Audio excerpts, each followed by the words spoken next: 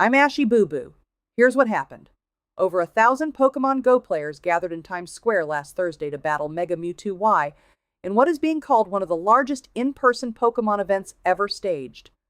More than 1,500 trainers showed up, in the rain, to mark the game's 10th anniversary since its launch, and when the game debuted, it drew over 130 million downloads in its first month alone, and reached a peak of more than 230 million active players that same year. The game has since generated over $6 billion in lifetime player spending. Niantic's games business was acquired by mobile publisher Scopely for $3.5 billion, ensuring the franchise's continuation. 1,500 people, standing in the rain, pointing phones at nothing. I have no follow-up comment. The game, apparently, is still going strong. That's the kind of sentence that doesn't get easier to say. Moving on. 1,500 people. Rain. I would like to know who pitched this story and whether they have been thanked. The pitch meeting was brief. No one made eye contact. We moved on quickly. And now to Walter Croncat for the latest.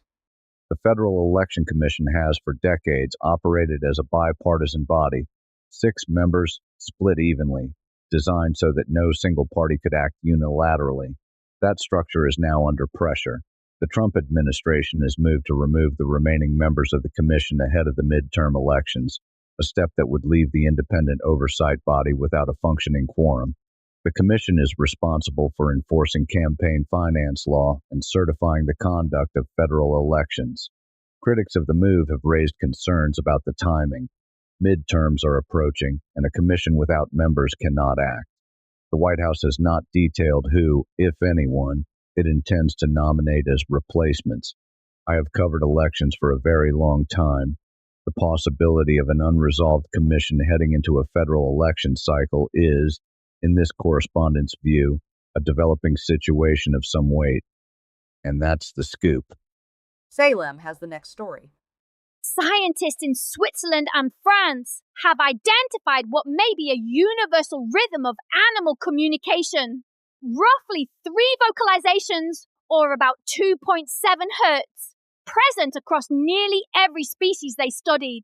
The research drew on more than 2,000 sound recordings from nearly 100 species: mammals, birds, reptiles, amphibians, insects, and fish. The findings suggest that animals settled on this pace hundreds of millions of years ago, well before mammals existed, because it matches the speed at which a brain can best process the structure of sounds. The researchers propose that animal brains and human ones operate in 2 complementary modes: slow oscillations that track the overall shape of a sound sequence, and faster processing for finer detail. You seeing this? The rhythm isn't learned. It's ancient. It's structural. And for the record, I have always communicated at exactly the right pace. That's just a fact. The findings suggest that if you want any animal to understand you, you should slow down. Which honestly, we've been saying for years. And no one listened. Some things take time to sink in. Apparently, about 2.7 hertz worth of time. Reporting from somewhere I can't fully explain. Cats have scent glands in their paws. When I scratch a surface, I'm signing it. The couch is regrettably mine now.